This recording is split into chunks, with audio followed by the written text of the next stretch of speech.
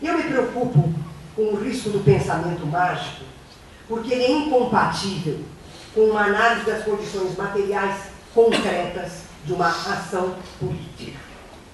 Eu vou tomar como referência aquilo que eu considero a base material de onde partiram as legítimas e justas manifestações iniciadas pelo MP.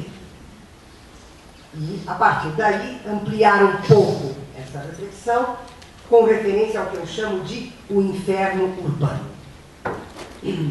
E eu me preocupo com a questão do inferno urbano, porque se nós não analisarmos esse inferno urbano, o pensamento mágico pode brecar a criatividade política dos movimentos.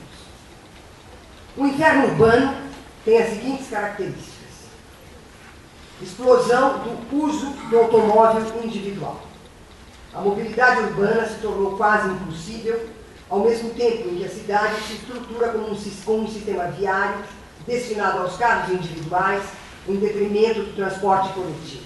E nem mesmo esse sistema é capaz de absorver a quantidade espantosa de veículos individuais. 2.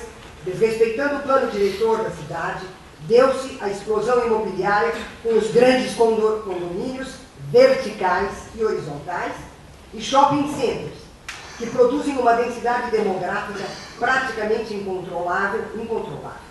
Do ponto de vista da infraestrutura das redes de água, eletricidade e esgoto, sob a responsabilidade do governo estadual, não houve ampliação nem renovação nos últimos 30 anos. Portanto, com a explosão imobiliária dos condomínios e dos shopping centers, é também de se esperar que essa infraestrutura vá explodir, como indicam os problemas periódicos por ocasião das chuvas. Basta vocês ouvirem rádio hoje, à tarde, de tudo que estava acontecendo, cidade afora. 3. Aumento da exclusão social e da desigualdade, com a expulsão dos moradores das regiões favorecidas pelas grandes especulações imobiliárias e o consequente aumento das periferias carentes e de sua crescente distância com relação aos locais de trabalho, educação, serviços de saúde e lazer, além da ocupação das regiões de mananciais, pondo em risco a saúde de toda a população. Em resumo, a degradação da vida cotidiana das camadas pobres da cidade. Por último, o transporte coletivo é indecente, indigno e nocivo. Sabe-se que em São Paulo, o programa do metrô previa a entrega de 450 quilômetros de vias até 1990. De fato, até 2013, o governo estadual apresenta 90 quilômetros. Além disso, a frota de trens metroviários não foi ampliada, está envelhecida e mal conservada. Além da insuficiência quantitativa para atender a demanda, há atrasos constantes por quebras de trens e dos instrumentos de controle das operações. O mesmo pode ser dito da CPTM, que também é de responsabilidade estadual. No caso do transporte por ônibus, sob responsabilidade municipal, um cartel domina completamente o setor, sem prestar contas a ninguém. Os ônibus são feitos com carrocerias destinadas a caminhões, portanto feitos para transportar coisas e não pessoas. As frotas estão envelhecidas e quantitativamente defasadas com relação às necessidades da população, sobretudo as da periferia da cidade.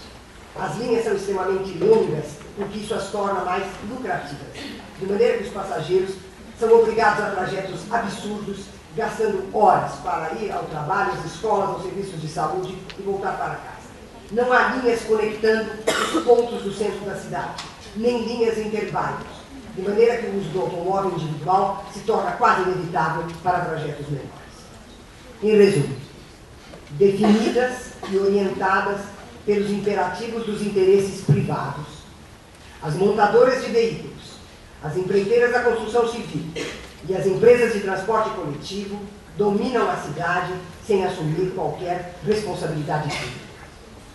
O pensamento mágico poderia levar a acreditar que a vitória sobre a tarifa garantirá outras do mesmo tipo, isto é, que parecem poder ser atendidas imediatamente. Ora, o inferno urbano indica que há uma nova e difícil tarefa política pela frente. Ou seja, é necessária uma luta política longa, de muito fôlego e de muita organização, Porque para ser verdadeira, precisa enfrentar o poder das montadoras, das empreiteiras e do cartel do transporte coletivo. Isto é, tem que enfrentar o poder do capital, que não se relaciona com reivindicações e exigências como os poderes públicos democráticos se relacionam. O capital espanca, arrebenta, mata e vence.